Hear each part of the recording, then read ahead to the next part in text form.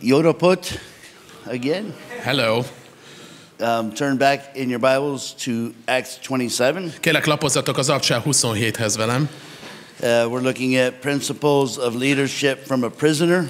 Megnézzük a szolgálati alapelveket egy börtön vagy egy fogoly életén keresztül. And yesterday we saw the need to, even in difficult times as the Apostle Paul was in, to have a life of integrity. A life of? Integrity. Azt néztük meg tegnap, hogy egy ember életében, amikor nehézségek között van, még aközben is hogyan mutassa a jellemes életet, vagy a jellemén keresztül hogyan hasson. Because people are watching us, maybe especially in those difficult times. Különösen azért, mert a nehéz időkben figyelnek minket, talán akkor figyelnek minket a legjobban. And today we're going to look at a leader has conviction. És ma megnézzük azt, hogy egy vezetőnek meggyőződései vannak. Chapter 27 verses 9 through 12. A 9-es verstől nézzük meg a 12-es versig a 27. fejezetben. And when much time had been spent and sailing was now dangerous because the fast was already over, Paul advised them, saying, "Men, I perceive that this voyage will end with disaster and much loss, not only of the cargo and ship, but also of our lives. Nevertheless, the centurion was more persuaded by the helmsman and the owner of the ship than by the things spoken by Paul. And because the harbor was not suitable to winter in, the majority advised to set sail from there also, if by any means they could reach Phoenix, a harbor of Crete, opening toward the southwest and northwest, and winter there." Mivel pedig közben sok idő telt el, és a hajózás is veszedelmessé vált, hiszen a bőjt is elmúlt már, Pál figyelmeztette őket. Férfiak, látom, hogy a további hajózás nem csak a rakományra és a hajóra, hanem életünkre nézve is veszélyessé válik. De a százados inkább hitt a kormányosnak és a hajó tulajdonosnak, mint annak, amit Pál mondott. A kikötő nem volt alkalmas a telelésre, és ezért a többség úgy döntött, hogy tovább hajóznak onnan, hát ha eljutnak Phoenixbe, ahol áttelelhetnek. Ez Kréta egyik kikötője, amely délnyugat és északnyugat felé néz. Imádkozunk. Let's pray. Lord, again we ask that you would speak to us. Uram, újra azt kérjük, hogy szólj hozzánk. We want to open our hearts to you. Szeretnénk megnyitni a szívünket előtted. We want to just take this time to open our hearts to the Holy Spirit. Szeretnénk a szívünket megnyitni a Szentlélek előtt is. And pray that you would minister your word where we need it, Lord. És kérlek, úgy szolgálj az igéddel felénk, ahol szükségünk van rá. What we need. Amit hallanunk kell. So we just yield this time into your hands in Jesus' name. Ezért a te kezedbe adjuk ezt az időt. A te nevedben kérjük, Jézus. Amen. Amen. So again, this centurion, remember his name was Julius. Emlékeztek, itt találkozunk újra ezzel a századossal, aki Julius néven ismertünk meg. He was of the Augustan regiment. Ő a császári csapatból való százados volt. Praetorian Guard. A pretoriánus csapatból. And I was thinking, how does a centurion get to be a centurion in the Augustan regiment? És beszéltünk arról, hogy hogyan válhat egy százados ennek a különleges osztagnak a századosává. Did he pass a math test? Hogy elvégzett egy különleges matek vizsgát? I don't think that was the criteria. Nem valószínű, hogy ez volt az elvárás. I think maybe he'd been tested in battle maybe. Lehet, hogy a csatatéren vált alkalmassá. I think maybe he'd already shown himself to be a man of integrity and that can evaluate a situation and understand what needs to happen. Valószínűleg egy olyan ember volt, aki nagyon jól meg tudott érteni egy adott helyzetet, és ebből jó következtetéseket tudott levonni. And this is the guy that's in charge of this ship now. Egy jellemes ember, aki most ennek a hajónak a parancsnoka. And then Paul, the apostle. És itt látjuk Pált is, az apostolt. Remember, he's a prisoner. Emlékeztek, ő egy fogoly ekkor. And he stands up and he says what's on his mind. És ő itt feláll, és megosztja, hogy milyen gondolatai vannak. And you have to think, well, how did Paul the apostle even get to a place where his voice could be heard? De gondoljátok el, hogy hogyan juthatott egyáltalán Pál egy olyan helyzethez, amikor ő szól, és ők meghallgatják. And you had the helmsman, the guy that knew how to sail. Volt ott a hajón egy kormányos, aki tudta a hajó irányítását. You had the owner of the ship, who was footing the bill. Volt egy hajó tulajdonos, aki állta a cechet. And then the apostle Paul, a prisoner, giving his advice. És ott áll Pál, egy fogoly, aki tanácsot ad ezeknek az embereknek. To Julius, the centurion. Ennek a Julius nevű századosnak, of the Augustan regiment. aki a császári csapat vezetője. I mean, what did Julius say? You know, hold on a second, let me see what my prisoners want to do today. És erre mit mondhat egy százados, hogy egy pillanat, most hallgassuk meg a mi bölcs fogjunkat, mit mondhat nekünk ebben a Let's helyzetben? take a vote. What do you guys think, huh? Megkérdezi a csapatot, hogy na mit gondoltok, jót mondott ő? And so I just wanted to show that Paul has a voice at the table because of his life. És szeretném, ha látnátok, hogy Pálnak azért volt hangja ebben a körben, mert látták az életét. The other prisoners didn't get a voice at the table. It's Paul the apostle that had the voice at the table. A többi fogolynak nem volt szava ebben a beszélgetésben, egyedül Pálnak volt. The fast was already over. It was dangerous to sail at this time. A bőti idő már elmúlt, és kezdett veszélyessé válni a hajózás. And the apostle Paul had a conviction. És Pálnak volt egy meggyőződése. And I looked up that word conviction, and the definition is a feeling of being certain about something. Megnéztem ennek a jelentését, a meggyőződés azt jelenti, hogy a bizonyosság érzése van benned valamivel kapcsolatban. Paul the apostle had a conviction. He felt sure about what he thought. Pálnak volt egy meggyőződése, és belül teljesen biztos volt e felől. And he wasn't afraid to speak his mind. És ezért egyáltalán nem félt attól, hogy megossza a gondolatait. You know, I've known some men of conviction. Én ismerek olyan embereket, akiknek erős meggyőződésük van. One of them was George Markey Sr. Az egyik az a George Markey Sr., az ifjabb George Markey. Not that George Markey Jr. is not. Senior, idősebb, bocsánat, idősebb. I'm sure the apple doesn't fall far from the tree. Az alma nem hullik messze a fájától, mondhattam volna az ifjabbat is. But I remember being at a pastor's conference in the United States. De emlékszem, hogy együtt voltunk egy pásztorkonferencián az Egyesült Államokban. And George Markey got up to share about what was taking place in the Ukraine. És ott volt George Markey is, és arról beszélt, amilyen munkát végez Isten, vagy ami zajlik Ukrajnában. I remember the first time you guys came to the Chileberts, the conference, the Growing in Ministry back then we called it. Emlékszem azokra az időkre is, amikor Csillebércen találkoztunk, még ilyen vezetőségi They got off the bus. konferenciára, leszálltunk a buszról. You know, the whole bus, they drove from Ukraine. Ők Ukrajnából egy egész busszal érkeztek, és úgy mind sorba szálltak le a buszról. And that was just to get their family here, you know És what I az mean? még csak a Markey család volt. But as he was sharing at this conference, you know, he was speaking with just deep conviction. He was challenging the other pastors. What are you guys doing? We need to get involved in this new opportunity. És emlékszem, hogy milyen erős meggyőződésből beszélt, és mennyire meggyőző volt, amit mondott, minket is úgy megragadott azzal, hogy ezzel a lehetőséggel, ami előttünk van, élnünk kell. I was already in, Eastern Europe at the time, but I wanted to go to the Ukraine. Én már itt Kelet-Európában szolgáltam, de hallgatva őt, nagyon Ukrajnába akartam költözni. I'm ready, man. Let's Készen go. állok. Speaking with conviction.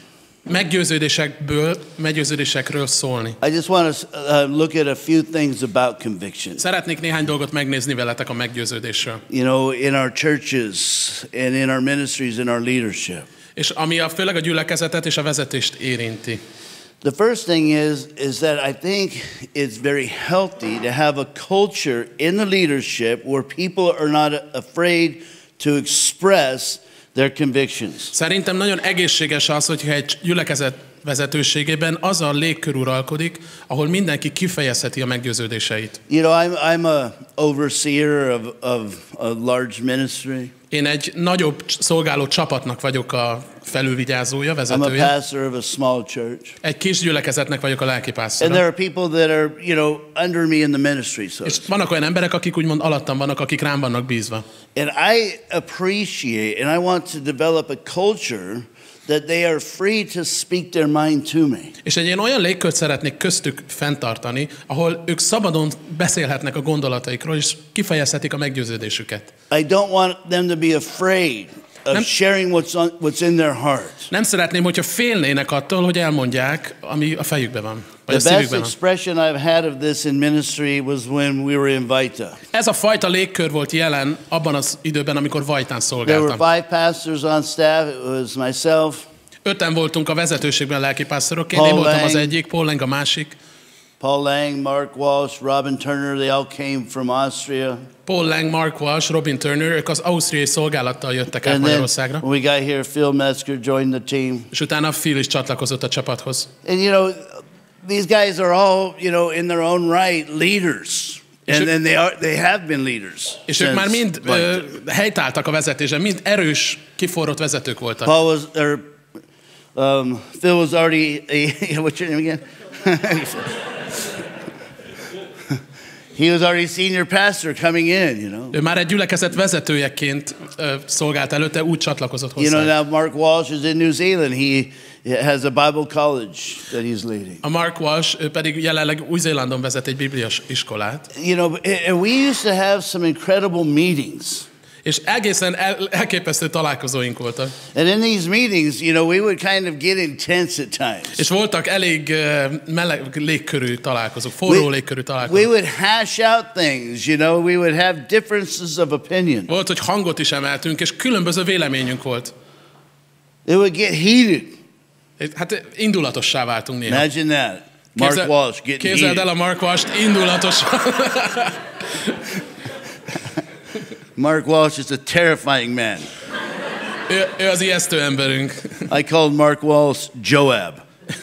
Ő a Mark Walsh Joab néven fut nálam. Give him something to kill, he'll do it, you know. Jaj, nekem, hogy ezt mondta. Nice little innocent Bible college students, you know. But, you know, I remember that after we would have those intense meetings, we would all go up to the coffee shop and have a cappuccino. És emlékszem ezekről a intenzív vezetőségi alkalmak után mind fölmentünk a kávéházba, és együtt ittunk kávét. And then all of our kids would be playing with each other, and it would be a different setting. There was koinonia still. There was love, respect. A gyerekeink együtt játszottak, együtt voltunk, szeretet volt közöttünk, és koinónia, igazi közösség. And it's healthy to hear a different perspective, not to intimidate your leadership so they won't say a word to you. Nagyon egészséges ez a fajta légkör, amikor valaki felszólalhat, és hogy egyáltalán nem kell félnie attól, hogy megoszta, ami benne van. I'm afraid to speak up, you know, because he's going to rebuke me, or he's going to put me to the side, or whatever the case may be. Képzeld el azt, hogyha valaki úgy érzi, hogy fél, hogy én félek elmondani, hogy bennem van, mert megfednek érte, vagy valaki félredob engem, vagy az ötletemet így egyszerűen. So we need a culture that we can, you know, express ourselves. Tehát ezt a légkört tartsuk fent, ahol kifejezheti mindenki magát a vezetésben. But we also need to be aware that the second thing is that maybe our convictions will not be acted upon. De azt is meg kell értenünk, hogy nem biztos, hogy a mi meggyőződésünk majd átragad másra. Nem biztos, hogy az lesz a kimenetel, hogy ezt megfogadják. You know, the Apostle Paul, the prisoner, gave his opinion. Itt Pál apostol, mint egy fogoly adja meg az ő szavát, mint az ő meggyőződését. And Julius, the centurion of the Augustan regiment, és Julius, aki a császári csapat századosa, heard the Apostle Paul. Hallotta Pál apostolt. But there was also the helmsman, the guy that knew how to sail. De ott volt mellette a kormányos, aki tudta a hajózás minden There was also the owner of the ship. Ott volt a hajó tulajdonosa. And so him evaluating that situation made a decision that was not in favor of the Apostle Paul. Százados meg mérlegelte a különböző véleményeket, és hát nem Pál véleménye nyomott sokat alatban áll. Your voice may not always be heard. Nem biztos, hogy mindig meghallgatják a te véleményedet. But just because it's not always heard or it's not always acted upon doesn't mean that you shouldn't, you know, speak your voice. Vagy nem biztos, hogy megfogadják, de ez nem jelenti azt, hogy nem szükséges, hogy elmondd. Igenis fontos, hogy elmondd. And then when it's not acted on, don't get angry and bitter. That's the challenge at that point. És amikor nem fogadják meg a javaslatodat, vagy a meggyőződésed nem érvényesül, ott egy kihívás, hogy ne legyél keserű, ne sértődj meg ezen. You know, I'm very sensitive. Én nagyon érzékeny vagyok. I am. I'm emotional. Érzelmek. You know, Brian has at times rebuked me. Voltak idők, amikor a Briannek meg kellett feddeni engem. Said things that hurt me. Szomorú dolgok, és mély sebeket szültek benne. And I remember, you know, at times I would go get my skirt on. És Ezek után volt, hogy hazamentem, és szoknyát húztam. And I would have that crying session that we talked about yesterday. És mint egy kislányos síró időszakomat éltem, amiről már tegnap is I szóltam. got my skirt, at times I just need to put it on, cry like a baby, take it like a man though. És volt, hogy így szoknyát húztam, sírtam, mint egy kislány, de mint egy férfi csináltam. And then you have to move on. És egyszerűen csak tovább kellett mennem ebből. You know, you're not going to be listened to all the time. Nem biztos, hogy mindig meghallgatják, amit mondasz, vagy megfogadják, amit mondasz. But as the Apostle Paul, we're not going to get to it all, but you know, as you read through, and I challenge you to read through chapter 27 and 28. És ha végigolvasnánk a 27-es, 28-as fejezetet, amit most nem fogunk megtenni, tedd meg te, akkor látni fogjuk. You know, as the time goes on, as the voyage goes on, he becomes the leader. Everybody's listening to him. Később ezen az út során ő válik a vezető, és mindenki rá fog hallgatni, már mint Pál apostolra. He was a man who had conviction. He thought he was right. Egy olyan ember volt, aki a meggyőződéséből szólt, és teljesen meg volt arról győződve, hogy igazat szól, a helyes dolgot mondja. And people listened to him. A great example of this is Barnabas and Paul. Látunk erre egy igei példát Barnabás és Pál életéből. If you remember the story, Barnabas and Paul, they kind of separated ways. Emlékeztek, hogy nekik eljött egy pont, ahol külön kellett válniuk. Over a disagreement with John Mark. Egy vita miatt, ami János Márk körül forgott. Paul, as you read through the story, you know, he begins to become the leader. Barnabas was at the beginning, it seems, and then the transition took place where Paul became more prominent in the Pál és leadership of Barnabás the egy mission. szolgáló csapat volt, és úgy indultak, hogy Barnabás volt a vezető, a hangadó, de idővel ez megfordult, és Pál lett a vezető kettejük közül. And then, you know, Paul inspires, or he asks Barnabas if he wants to go and be a part of the second missionary journey. És a második útjuk során már Pál hívja Barnabást maga mellé, hogy vegyen részt azon az úton, amikor második missziós And his útjára intention készül. was, let's go back and visit all the brethren. Az így szólva neki, hogy gyere és látogassuk meg a testvéreket, ahol már jártunk. And then Barnabas wanted to take his cousin John Mark. És Barnabás magával akarja vinni a unokatestvérét, János Márkot. And Paul didn't want to. Pál nem akarja. We're not given the reason why, you know, John Mark left the first missionary journey. Ugye János Márk az első missziós során kiszállt a csapatból, és pontosan nem tudjuk ennek az okait. But this is the reason that the Apostle Paul didn't want to take him on the second missionary De journey. emiatt a távozása miatt akarta Pál, hogy a másodikra ő már ne jöjjön el, Paul János had a Márk. conviction. You know, he departed on the first missionary journey. You know, I don't think he's ready to go on the second missionary És journey. Pálnak meggyőződése volt, hogy János Márknak nem kéne velük jönni a második út során, hiszen ő az elsőből is kiszállt And it's féltávon. interesting that we're not even given the reason, you know. És nem találjuk leírva az okokat a vitában. And I don't think the reason is important. Is that Paul had a conviction that he shouldn't go. És talán nem is az okok, amik fontosak, hiszen nem találjuk leírva, de látjuk, hogy Pálban volt egy meggyőződés, hogy szerintem nem kéne, hogy János Márk eljöjjön. Maybe he missed falafel. Falafel. Maybe John Mark missed falafel. Lehet, hogy nem szerette a falafelt. We had some falafel last night. I don't blame him. És tegnap mi falafelt ettünk, és nem hibáztatom érte, hogy nem szerette You a know, I falafelt. don't know how many times I wanted to go home because I missed tacos. Én nem tudom, hányszor volt, hogy haza akartam, hiányzott neki a falafel. Tehát, hogy nem tudom, hogy hányszor volt, hogy haza akartam menni, mert valamelyik otthon étel hiányzott nekem. Maybe John Mark missed his mommy. Vagy lehet, hogy János Márknak az anyai főzt hiányzott, vagy édesanyja. You know, I miss my family. I don't know how many times I wanted to go home because I missed my family. Whatever the reason is, Paul didn't agree with it. It wasn't a good reason in Paul's mind. És nem tudom, hogy Pálnak mi volt az érvelése mellett, vagy János Márk milyen érveket támasztott mellett, hogy elment, de Pált nem győzte meg afelől, hogy ez egy jogos távozás volt. But Barnabas also had a conviction. De Barnabásnak is volt egy erős meggyőződése. You know, he was the son of encouragement. Ő a neve is azt jelenti, hogy a bátorítás That's fia. who he was. He's the guy that reached out to Paul at the beginning. You Ő know? így is élt, és ő maga volt, aki kinyúlt Pál apostol felé a kezdetekben. And Barnabas had a conviction that he needed to restore his cousin. Barnabásnak az volt a meggyőződése, hogy neki szükséges, helyre kell, hogy állítsa János Márkot a Well, who szolgálatban. was right, Paul or Barnabas? Kinek volt igaza, Pálnak vagy Barnabásnak? They both are right. Mind a kettejüknek. They both had a conviction. Mind a kettejüknek egy meggyőződése volt. And they did what they believed God was calling them to do. És mind a ketten azt tették, amit Istentől helyesnek véltek. Barnabas went on the second missionary journey. Barnabás várt a második. Or Paul did. Paul went on the second missionary Pál journey. elindult a második missziós útjára. And he took Silas with him. És Szilászt maga mellé vette. And Barnabas took his cousin and went home to Cyprus. És Barnabás maga mellé vette János Márkot, az unokatestvérét, és elmentek Ciprusra. Later on, John Mark is useful to Paul in the ministry. Később olvassuk, hogy milyen hasznossá vált János Márk Pál számára a szolgálatban. How did John Mark get useful? Hogyan vált hasznossá? I want to suggest that maybe he became useful because Paul wouldn't take him. Én azt szeretném mondani nektek, elültetni ezt a gondolatot, hogy talán amiatt, hogy nem vitte magával őt Pál.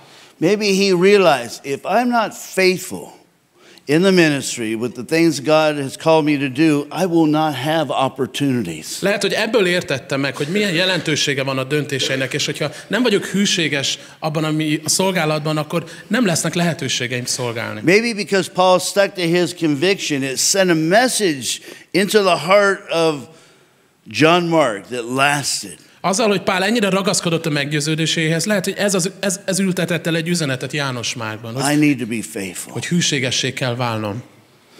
Or I want to suggest maybe John Mark became useful because Barnabas stuck És to hadd his mondjam azt is, conviction. hogy lehet, hogy attól vált János Márk hasznossá a szolgálatra újra, hogy Barnabás kitartott mellett, és azt mondta, hogy gyere mellém szolgálni. Barnabas didn't try to split the church or get people on his side.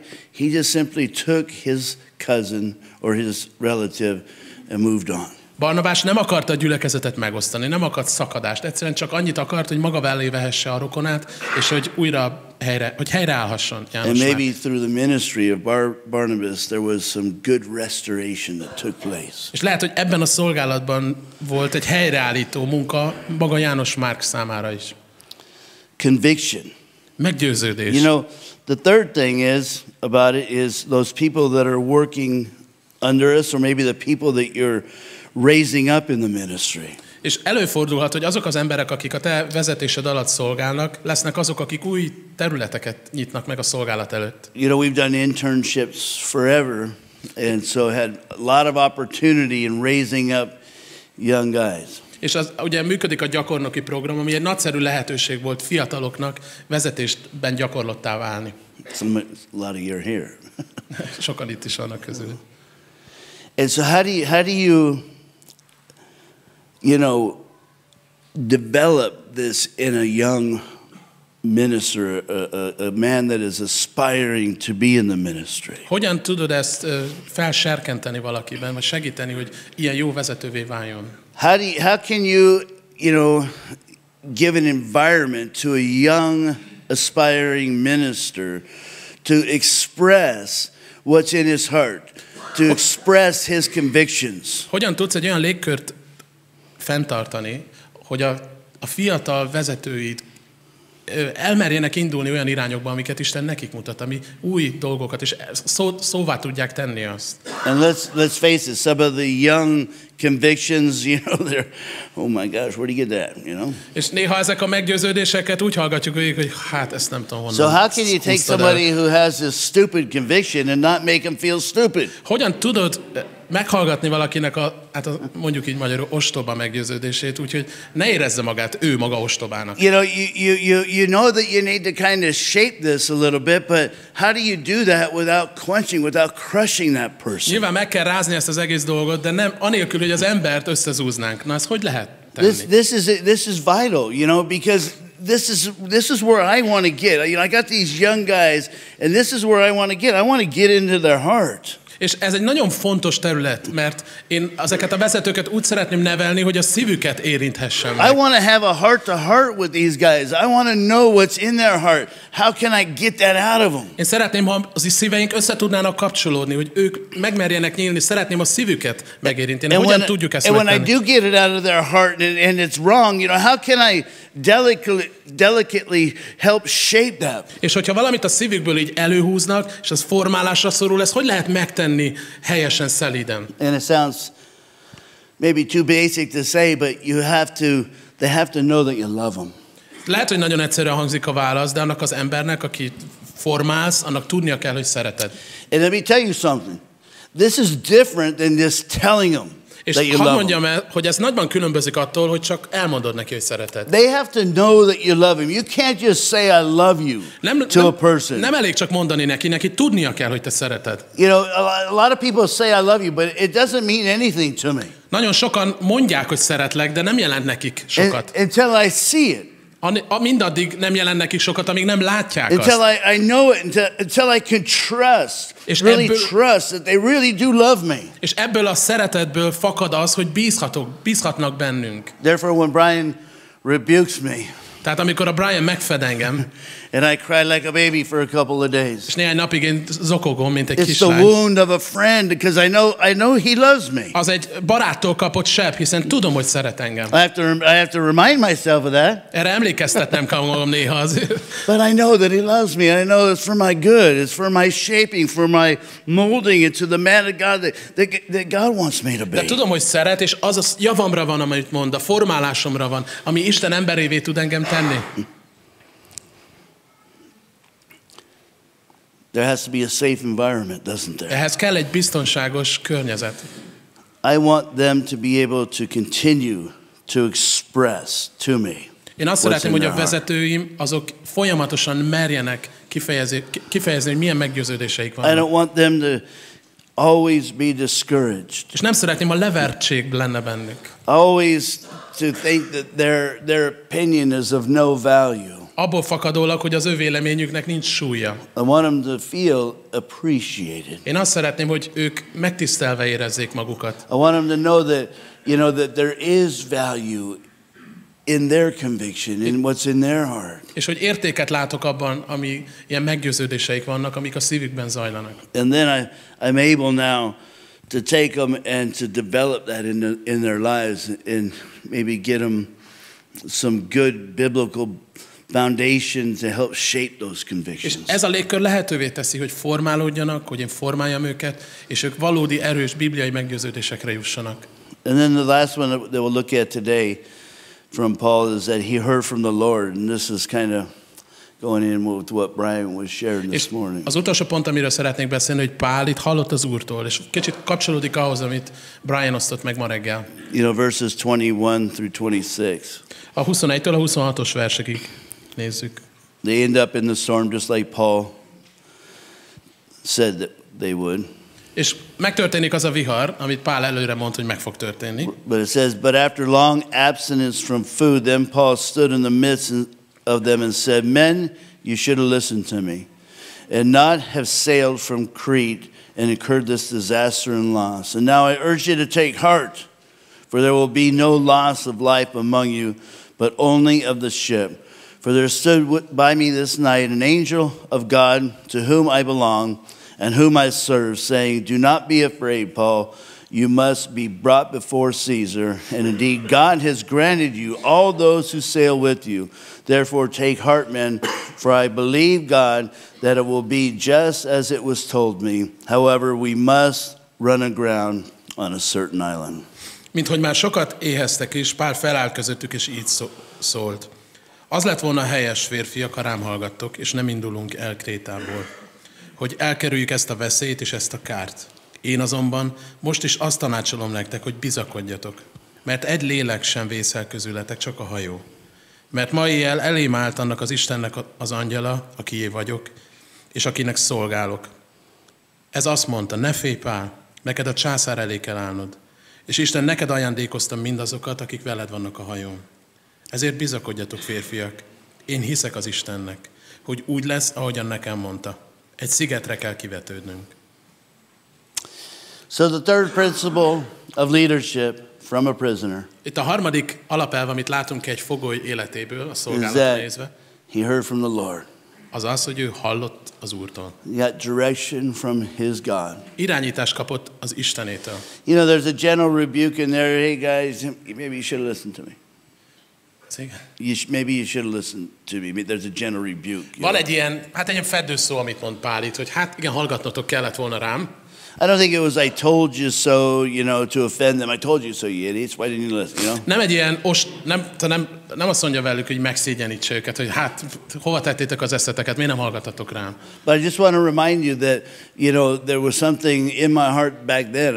I kind of foresaw this coming. Inkább arra emlékezteti őket, hogy volt egy meggyőződés bennem, én erről szóltam, és előre mondtam, hogy ez fog történni. Remember I said this at the beginning, and it's come to pass, and maybe you need to listen to me now. Ugye azt mondta ezzel, hogy én szóltam előre, pontosan az történt, tehát most lehet, hogy jobb, ha figyeltek rám. I heard from God. I heard from the God whom I serve. Én hallottam az Istenemtől. Annak az Istennek az angyala szólt hozzám, akit szolgálok. And he received direction for that situation. És irányt kapott Istentől erre a helyzetre nézve. He received a way out of a difficult situation. Megláthatta a kimenekedés útját ebből a helyzetből. And maybe you are here today looking for a way out or a way through the situation that you're in. Lehet, hogy te is keresed a kimenekedés útját abból a nehézségből, amiben vagy egyszerűen az irányt, hogy túl mehess rajta, keresztül mehess rajta. Maybe through your experiences you feel like this prisoner. És lehet, hogy te is a mostani megtapasztalásaidban úgy érzed magad, mint egy fogoly. And you've been going through this major storm and it looks like, there's no way out of this storm. It's going to kill me. És a helyzeted arra emlékeztet, mintha egy viharban lennél. Egy viharból érzed magad, amiből nincs kiút. Let me tell you, there is a way out. Hadd emlékeztesselek rá, hogy van kiút.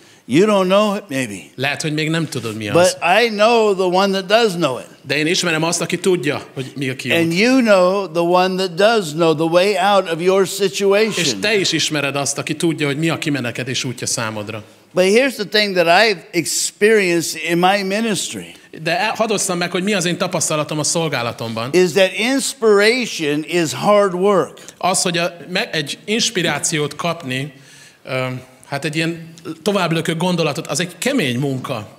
To receive inspiration now 25 years of ministry later. Tehát így nyerni inspirációt, vagy egy ilyen friss gondolatot 25 év szolgálattal a hátam mögött. On a continual basis. Úgyhogy ez folyamatos munkát jelent. Is hard work. Does anybody else experience that, or is it just me? Ez nehéz. Ez bárki érzi ugyanígy, mint most, amiről én beszélek. It's tough, man. I got to get back on my knees.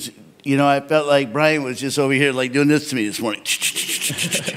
És Brian is erről beszélt, hogy ez újra azt jelenti, hogy le kell térdelnem, mint amikor Brian mondta, olyan volt, mint hogyha nekem így fölképett volna. Na, ez az. It's hard work to really press in to God and receive direction.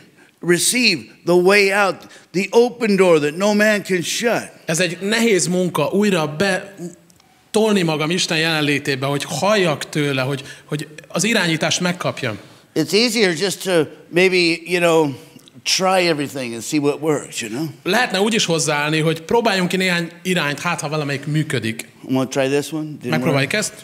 Try this one, didn't work. Nem, akkor megyünk a másik. Sometimes it's easier just to keep trying things. Néha könnyebb nekünk próbálgatni a kimenekedést. But at some point you're going to have to hit your knees. De előbb-utóbb eljön az a pont, ahol a térdedre kell hullanod. You're going to have to seek God. You're going to have to receive direction from Him. Az Urat kell keresned, és hallanod kell az ő irányítását. I got a chair in my living room. Van egy székem az én nappalimban. Used to be in my bedroom, but I had to move it out because my bedroom's not big anymore, so I have it in the living room. Régebben a hálószobámban volt, most kikerült a nappaliba. And that's where it all happens.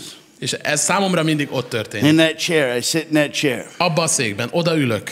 And at times in my life, and I don't do it often enough, don't think I'm some holy guy, but at times in my life, I need to sit in that chair, and I need to stay in that chair until I hear from God. Nem sűrűn van, de vannak idők, és előfordul, hogy nekem abba a székbe le kell ülnöm, és addig ott ülök, amíg Istentől irányítást nem kapok. Because those of you that know me understand that I'm not smart enough to figure it out. Mert tudjátok, akik ismertek, hogy nem vagyok elég okos, hogy egy adott helyzetben értsem, hogy mi zajlik. God is choosing the foolish things of the world. Isten a világ bolondjait választotta. I can't even guess enough. Még ha még tippem sincs, hogy mi zajlik. I need supernatural wisdom. kell nekem természetfeletti bölcsesség, supernatural strength, természetfeletti erő, supernatural direction. természetfeletti irányítás. Acts chapter 13, it says that these guys in the church at Antioch, the leaders of the church, they ministered to the Lord and fasted. Azt olvassuk a 13. fejezetében az Abcselnek, hogy együtt voltak Antiókiában a gyülekezet vezetői, imádságon és bőjtben töltötték. They ministered to the Lord. They were there serving God in the church of Antioch. They were all prophets and teachers, the leaders. Az Urat szolgálták, együtt voltak, ott voltak tanítók, proféták. But they also fasted, and fasting, they denied their flesh in order to seek the spiritual things. De azt írja az igé, hogy böjtöltek is, mert irányítást kerestek az adott helyzetre. And as they, ministered, served Jesus, and as they fasted, they denied their flesh in order to seek the spiritual. Ugye szolgáltak, ebben a szolgálatban voltak, de megtagadva a fizikai szükségletüket egy időre, böjtöltek, hogy lelki irányítást nyerjenek. They heard from God, separate for me Barnabas and Saul for És the work hallottak az called. Úrtól, ahogy szól hozzájuk, hogy válasszátok külön nekem Barnabást és Sault. They got direction, and there goes the first proactive mission endeavor into the ends of the earth. És hallottak az Úrtól azfelől, hogy induljanak el ez a kis csapat induljon el az első kezdeményező missziós útra, hogy elérjék a világot. Just one verse that I think is important. És van még egy vers, amit szeretnék megemlíteni, hiszen fontos. The prayer the Apostle Paul prayed for the Colossian people. Olvassuk Pál imáját a kolossébeliekhez írt levélben. In verse 1 or chapter 1 verse 9 it says, "For this reason we also, since the last day we heard it, do not cease to pray for you and to ask that you may be filled with the knowledge of his will in all wisdom and spiritual understanding." Ezt olvassuk a Kolossi 1:9-ben. Ezért tehát attól a naptól fogva, amelyen ezt meghallottuk, szüntelenül imádkozunk és könyörgünk értetek, hogy tökéletesen ismerjétek meg az ő akaratát. Minden lelki bölcsesség és belátás révén. I'm praying for you guys, that you will have the knowledge of his will. Én imádkozom értetek, írja Pál, hogy tökéletesen megismerhessétek az ő Istennek az akaratát. Johnny, I'm praying that you have the knowledge of God's will, that God reveals that to you. Jani, imádkozom érted, hogy Isten kinyilvánítsa, és te megérthesd Isten akaratát. But also that you receive wisdom. Wisdom from God. De azért is, hogy bölcsességet kapjatok Istentől. It's one thing to know God's will, it's another thing to implement it into life. Egy dolog tudni Isten akaratát, a másik ezt gyakorlattá tenni az életben. And wisdom is figuring out, how to take what you know God's will is and then bring it into application and apply it in our lives and in our ministry. Mert bölcsességre van szükségünk ahhoz, hogy tudva Isten akaratát, abból gyakorlat legyen a szolgálatban és a lelki dolgokban. Because how we implement it is important. Nagyon fontos, hogy hogyan ültetjük át gyakorlatba. And spiritual understanding. És a lelki megértés, vagy a lelki belátás, the Vines defines that as the penetrating thought that precedes action. És ez az, ami ilyen erős, az a gondolat, ez erősen megfogalmazott gondolat, hogyan lesz belőle tett. Tehát ez egy nagyon fontos lépés. A meggyőződésből tett, hogy lesz. So we seek God for direction. Keressük Istent az ő akarata felől. We seek God for wisdom on how to implement it. Kérjük Istent, hogy adjon bölcsességet az alkalmazásához. And we think about how it's going to impact and the implications that it's going to take place, as we implement this és will utána of God. keressük a lépéseket, hogy Uram, hogy lesz ebből megvalósulás? Hogyan akarod ezt a gyakorlatba ültetni? The penetrating thought that precedes action. Ugye ez a megfoganó gondolat, hogyan lesz tett? Get in your chair. Ülj le a székedbe. And think through things. És gondolj át dolgokat. In the presence of God. Isten előtt. Receive direction. Kapj irányt tőle. Wisdom. Bölcsességet. And spiritual understanding. És lelki belátást. And it will go a long way in your ministry. És ez maradjon így, tartson hosszú távon a te szolgálatodban. Inspiration is hard work. Az inspiráció, vagy ez a megszülető gondolat, ez nehéz munka. But as Brian was sharing, man, that's the work, our primary task, isn't it? De mint szolgálók, vezetők, ez egy nagyon fontos területe a szolgálatunknak. Imádkozzunk. So Lord, I just want to lift up every soul in this room. Uram, szeretném fölemelni minden egyes személyt itt a teremben hozzád. And God, I pray that you would, flood their hearts with, your will. Uram, árazd el őket, hadd értsék meg a te akaratodat. I pray, Lord, that you would, give them conviction. Kérlek, Uram, te formáld ki bennük a meggyőződésüket. About the things that, you're placing in their heart, your will that you're placing in their heart. A pont a te akaratod felől, amit a szívükbe helyezel. I pray that you would fill them with power. Töltsd be őket erővel, kérlek. To act upon it and to, move forward in those things that you're putting in their heart. Hogy tettekké váljanak a meggyőződéseik, hogy előre tudjanak mozdulni. And I pray that they would spend time with you to think about, how it's going to impact in the best way forward. És imádkozom, hogy időt tudjanak veled tölteni, hogy előtted formálódjon ki bennük az a stratégia, hogy hogyan alakul majd ez a terv valósággá. And as they wait upon you, that you would give them wisdom, that they could act wisely. És ahogy rád várnak, hadd kapjanak bölcsességet tőled, hogy bölcs lépéseket tegyenek.